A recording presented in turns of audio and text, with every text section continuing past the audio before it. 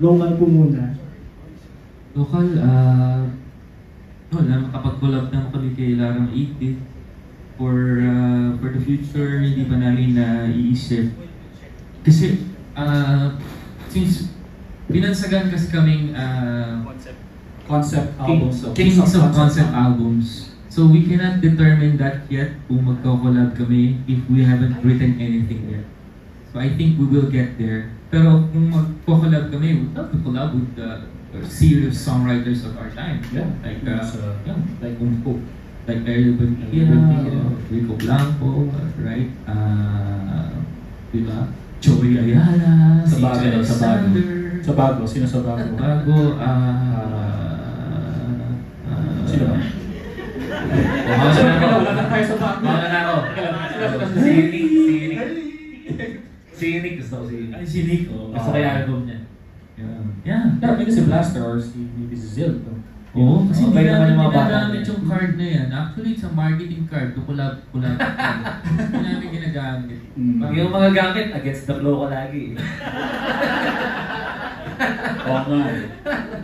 Mahirap, di ba? Mahirap kasi hindi mo kami umuuso eh. So mahirap talagang... Pero siguro bago yun, unahin namin yung abroad. We'll try to find a partner somewhere to collaborate with. Kasi yung next album na gagawin namin, we want to do an international release. Ayan! Presto. All English international release. Mayabang ka naman.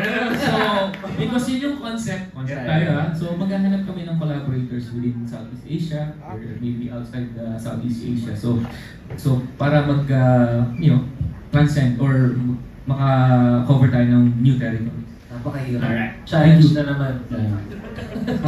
Na-challenge na naman tayo. Declare na yan, declare.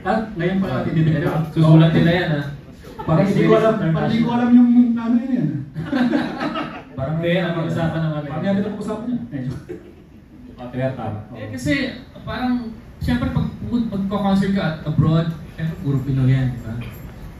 Ako na-try ko personally to do small shows as a solo artist, as Dragonfly Collector. I have a solo project. Ang audience ko, na-try ko, hindi Pinoy. And grabe yung appreciation nila. So we want to experience that as well.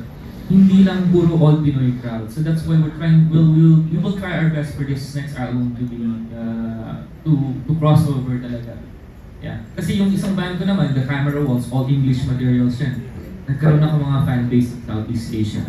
I played in Singapore, yung band na yun, and one Thailander who also performed there, kabisado niya yung isang kanta ko sa Camera Walls. So, yeah, kaya. So, we will try to do that with Orange Lemons.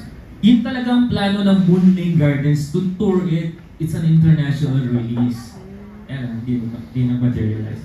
Anyway, thank you for the question.